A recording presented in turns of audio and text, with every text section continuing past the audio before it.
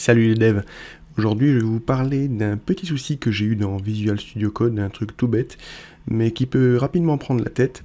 C'est tout simplement le fait que lorsque vous utilisez Visual Studio Code avec l'option Autosave, donc qui enregistre automatiquement les fichiers à chaque modification après un certain temps que vous pouvez définir, là actuellement c'est réglé sur 1 seconde, il a alors tendance à vous ajouter un retour chariot supplémentaire qui n'est pas souhaité et qui peut vous gêner dans la saisie de votre code tout simplement.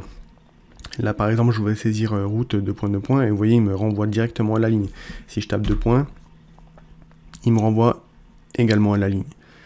Donc ça c'est un petit peu casse-pied, donc il y a plusieurs solutions pour remédier à ça.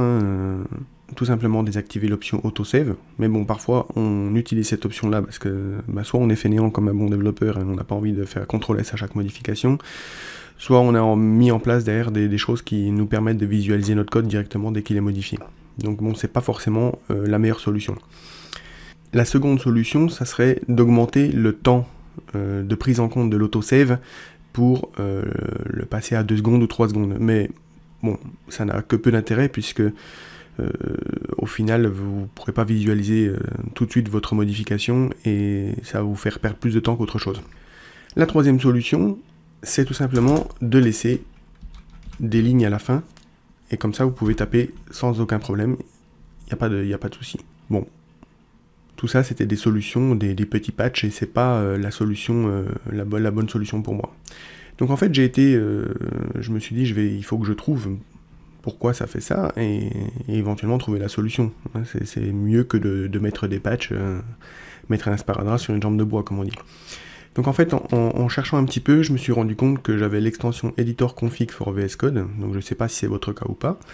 Et cette extension en fait vous génère à la racine de votre projet un fichier qui s'appelle editor config, enfin .editor config, que je vous ouvre ici.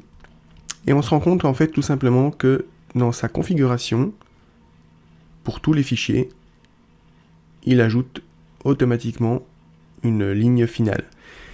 Et comme on a l'autosave d'activer, en fait à chaque fois qu'il va sauvegarder votre travail, il va rajouter cette ligne supplémentaire.